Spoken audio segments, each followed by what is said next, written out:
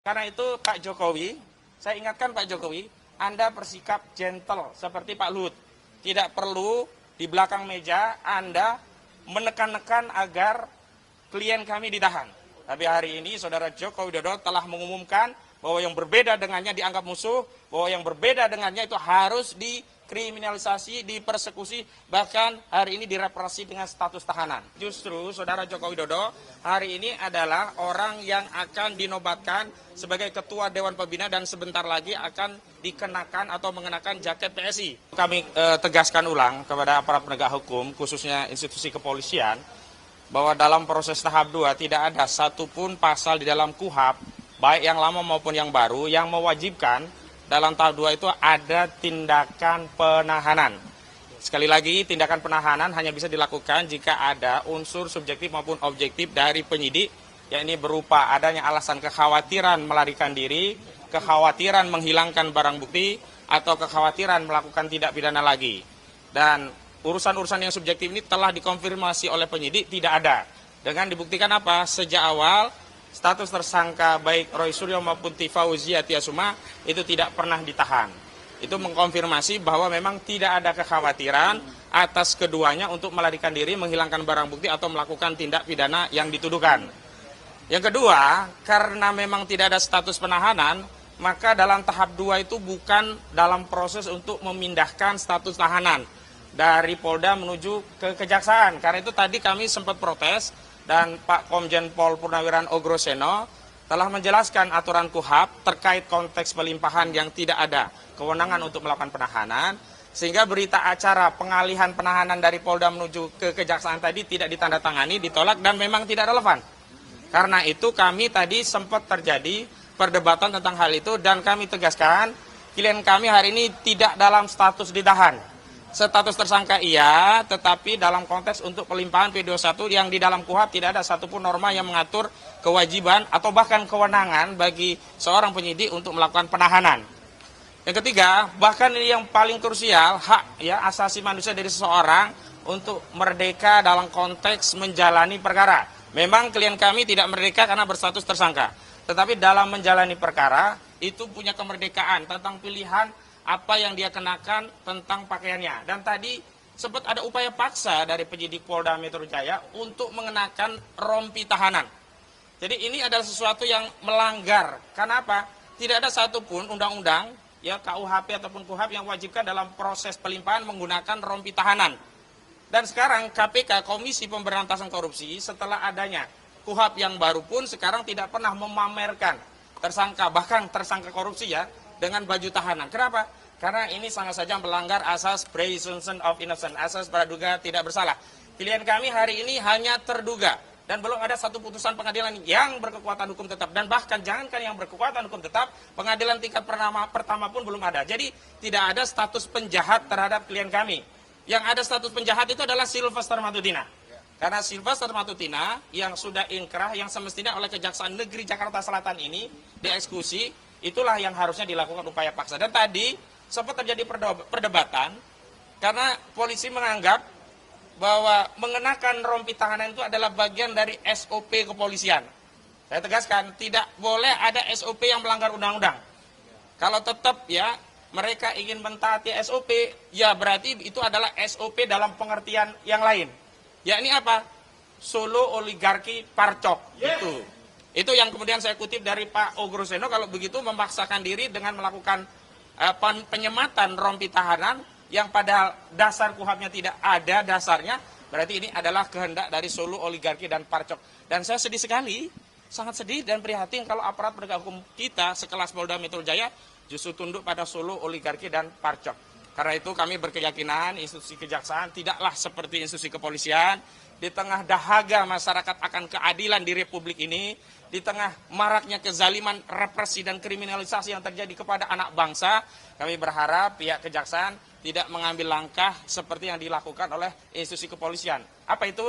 Karena ini agendanya adalah tahap 2. Tahap 2 itu agendanya pelimpahan barang bukti, berkas perkara, dan tersangka. Ya sudah itu saja. Jangan ditambahi dengan menitipkan pesan dari SOP lagi, Solo oligarki dan parcok, dengan memaksakan untuk menahan klien kami. Dan dalam proses penegakan hukum tidak ada satu pasal yang mewajibkan seorang tersangka itu untuk ditahan. Dan dalam perseden pertarungan antara Haris Azhar dan Fathia Maulidiyanti dengan Luhut Binsar Panjaitan, yang genus deliknya juga sama, fitnah dan pencemaran, itu tidak ada penahanan dan akhirnya dimenangkan oleh Haris Azhar dan Fathia Maulidiyanti. Karena itu Pak Jokowi, saya ingatkan Pak Jokowi, Anda bersikap gentle seperti Pak Luhut. Tidak perlu di belakang meja Anda menekan-nekan agar klien kami ditahan. Kenapa? Karena kalau sampai ditahan berarti sudah ada satu kekalahan telak pada kubu Joko Widodo. Yakni apa? Saudara Joko Widodo tidak memiliki sikap negarawan, tidak bisa dijadikan sebagai bapak bangsa, tidak bisa dijadikan panutan, apalagi kalau dia akan dijadikan teladan untuk keliling Indonesia dalam rangka memasarkan Partai Solidaritas Indonesia. Lalu apa yang mau kita harapkan dari sebuah partai jika teladannya justru tidak punya sikap negarawan, tidak bisa menjadi bapak bangsa yang ngemong seluruh anak bangsa meskipun punya pandangan berbeda. Jadi saya harapkan sebagai seorang yang bersikap negarawan itu menganggap semua anak bangsa itu anaknya. Kalaupun ada yang nakal tetap saja itu anak kita, bukan musuh kita. Tapi hari ini saudara Joko Widodo telah mengumumkan bahwa yang berbeda dengannya dianggap musuh, bahwa yang berbeda dengannya itu harus dikriminalisasi, dipersekusi, bahkan hari ini direpresi dengan status tahanan. Sehingga dengan segala pertimbangan tersebut, maka kami berharap ada kebijakan dari institusi Kejaksaan Negeri tidak melakukan tindakan penahanan terlepas bahwa tahapan pelimpahan ini bisa dilakukan dengan sebagaimana mestinya. Dan yang terakhir saya kira penting bagi kita semua, justru substansi masalahnya kan ijazah. Kita juga berkehendak agar masalahnya segera terungkap di ruang publik. Tapi kita tidak ingin merepetisi kasus Bambang Tri dan Gus Nur, di mana represi kekuasaan itu menghilangkan objektivitas dan kebenaran. Ketika keadilan itu serasa seperti barang langka yang meskipun bisa kita beli harus dengan harga yang sangat mahal. Dan kalau bicara tentang harga, tentulah kita orang biasa, orang kecil ini tidak akan mampu membayar harga keadilan jika berlawanan dengan orang yang pernah berkuasa selama 2 periode 10 tahun. Nah itu tinggal kami ketuk nurani rakyat untuk membersamai klien kami. Dan kami tadi juga sudah mengedarkan, sudah ada 50 dukungan berupa jaminan dalam rangka jaga-jaga ya, penangguhan penahanan. Dan mohon nanti yang lainnya kalau ada yang bisa memberikan jaminan ikut terlibat. Sekali lagi, rencana penangguhan kami baru opsional. Karena kami juga akan menunggu sikap dari Kejaksaan Negeri. Tentu kami berharap permohonan itu tidak perlu kami sampaikan dengan kebijakan dari Kejaksaan Negeri tidak melakukan penahanan terhadap klien kami. Saya kira itu dari saya, mungkin Bu Nora atau yang lainnya mau menambahkan. Silakan. Oke, Cukup. Cukup atau saya tambahkan ya? Silakan. Oke, teman-teman sekalian, jadi perkara ini mulai dari cukup panjang ya, bukan cukup panjang, sangat panjang. Ini baru masuk ke tahap kedua setelah laporan tanggal 30 September 2025. Ada 4 laporan yang diproses di dalam perkara ini. Hari ini tanggal 22 Juni 2026 setelah 14 bulan ini baru dilimpahkan ke kejaksaan. Jadi terima kasih atas perhatian semuanya. Yang mudah-mudahan kita mendapatkan keadilan yang sebenar-benarnya. Demikian dari saya. Terima kasih. Ya, silakan Bang Jack. Tadi Mas Roy sama Ibu Dr. Tifa sudah di dalam, sudah melakukan pelimpahan tahap kedua. Dari pengacaranya diwakili 4 orang, yaitu Bang Refli Harun, Gofur Sangaji, dan Al-Katiri, serta Ramdan Shah di berempat. Jadi itu informasi. Ya itu informasinya, rekan-rekan kami ada dalam 4 orang untuk menampilkan dan akan melakukan pergantian untuk melakukan pendampingan. Hanya itu, terima kasih. Ya, ada pertanyaan mungkin? Apa pertanyaan?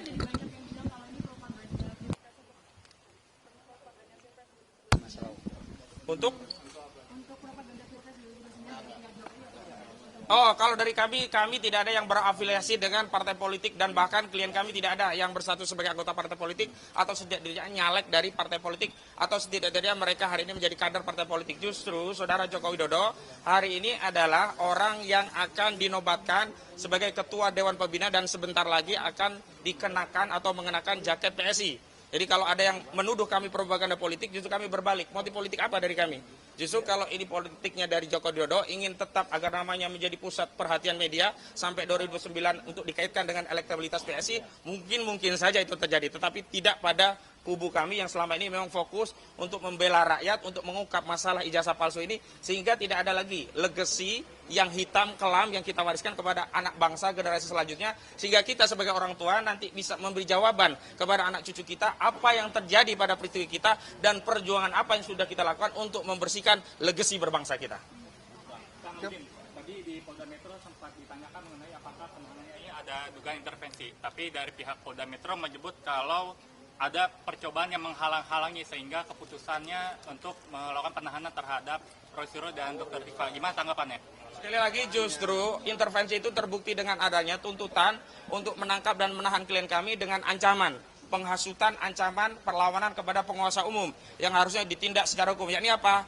Tuntutan dari kubu Jokowi untuk segera menangkap dan menahan klien ini, sebab kalau tidak maka mereka akan menduduki kantor Kejati DKI Jakarta, bahkan membakar. Jadi kalau bicara intervensi justru mereka yang melakukan intervensi. Bagi kami bukan intervensi, kami memperjuangkan agar orang yang punya hak atas kemerdekaan tetap merdeka. Karena sampai saat ini apa dasarnya melakukan penahanan terhadap kasus ijazah palsu, sementara ijazah itu belum pernah dibuktikan ada. Bahkan ada saja belum pernah dibuktikan. Kalau mau dibuktikan ada, tentu pembuktian itu adalah melalui pengadilan yang berkekuatan hukum tetap, bukan melalui cara-cara yang lainnya. Begitu. Ada lagi? Penjaminnya yang kemarin sudah ada Pak Sedidu, ada Pak Majen Purnawirawan TNI Sunarko, ada Pak Komjen Pol Ogroseno, ada Pak Din Samsudin, ada Pak Marwan Batubara, ada banyak lagi tadi, saya nggak hafal semuanya, jelas datanya ada di Pak Samsir ya tadi ya Bang ya. Sudah lengkap, kita akan kompilasi. Tapi sekali lagi, ini hanya preparansi, jadi belum tentu kami gunakan, kami berharap kami tidak perlu mempergunakan, karena kami berharap juga tidak perlu mengkritisi institusi kejaksaan sebagaimana hari ini kami lakukan kepada institusi kepolisian. Kenapa? Karena tidak ada alasan bagi kami untuk mengkritisi institusi kejaksaan jika mereka tidak melakukan penahanan terhadap klien kami. Saya kira itu ya. Ada langkah worst case nggak sih Pak? Misalkan hari ini nanti akan ada dilakukan penahanan seperti itu. Langkahnya apa? Ya, yang pertama secara hukum penangguhan penahanan, permohonan penangguhan dengan jaminan. Sehingga ketika ada alasan objektif bahwa orang ini tidak akan melarikan diri, tidak akan menghilangkan barang bukti, tidak akan mengulangi tindak pidana lagi, sehingga subjektivitas seorang jaksa dalam hal ini tidak berlaku. Kenapa? Kan melakukan penahanan karena ada subjektivitas. Apa itu subjektivitasnya? Kekhawatiran. Kekhawatiran akan apa? Akan lari, akan menghilangkan barang bukti, akan mengulangi tindak pidana.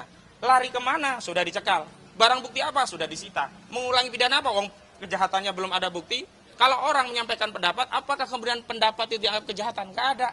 Sehingga kalau narasinya masih ke media, ngomong kemana-mana, lah ke media itu menghargai undangan media dan menyampaikan pendapat di media. Dan di Republik ini menghadiri media, menyampaikan pendapat di media itu sah, legal, dan konstitusional. Begitu. Cukup ya? Cukup? Ada Bang Azam Muslimin? Menyangkut penangkapan ya. Ya. Penangkapan ini nggak sah. Ke depan. Penangkapan ini nggak sah. Kenapa saya katakan tidak sah? Karena kita mengacu pada KUHAP. KUHAP-nya itu diatur pasal 97. Poinnya 2 atau ayat 2. Jadi seorang tersangka itu tetap wajib mendapatkan surat dari penyidik 3 hari. Nah kalau dipanggil Jumat maka hari Selasa itu sudah dapat surat. Tapi kalau belum dapat surat, tahu-tahu datang penyidik, bisa dikategorikan tanda kutip, ini kan penculikan namanya. Dipaksa orang ikut, dipaksa orang menandatangani penangkapan. Nah ini yang nggak benar gitu loh ya. Makanya harapan kami, kalau di kepolisian lewat SP3, maka kejaksaan harus berani bersikap menghentikan penuntutan. Karena diatur di SP2K itu. Jadi karena apa? Satu, kadaluarsa waktunya udah lewat. Masa 14 bulan baru sekarang. Dan prosesnya juga 7-8 bulan yang lalu dia jadi tersangka. Bulan 11. Masa sekarang dipaksa untuk dibawa. Dan yang paling lucu lagi melanggar KUHAP itu 14 hari yang semuanya dilanggar. Mulai KUHAP lama 138. Mulai juga KUHAP baru 62 ayat 4 ayat 5 gitu loh ya. Semua ditabrak itu semua. Nggak peduli gitu loh semuanya. Nah, yang paling lucu lagi, masa hari Jumat itu dipaksa dibawa dengan batas waktu yang aneh gitu loh ya. Sekarang dipaksakan Senin ini. Ini sudah tanda kutip bahwa pemaksaan membawa ini semua melanggar KUHAP gitu loh ya. seluruhnya melanggar KUHAP. Makanya saya katakan dengan tegas, KUHAP 97 itu poin 2 atau ayat 2, wajib tersangka itu harus dapat surat. Wajib itu hukumnya, bukan tidak. Nah, baca itu gitu loh ya. Nah, kalau itu tidak ada ternyata itu ya kan berarti melanggar dong. Nah, ini kejaksaan harus tahu ini. Dan yang paling pokok pasalnya, Bu, pasal 310, 311 tidak bisa menangkap yang lama ya. Karena melalui 361 tidak bisa menangkap apalagi menahan, nggak bisa gitu loh ya. Ya, harus objektif kejaksaan, bahkan menghentikan penuntutan karena sudah kadaluarsa, karena diatur itu di KUHAP. Download Tribun X sekarang, menghadirkan lokal menjadi Indonesia.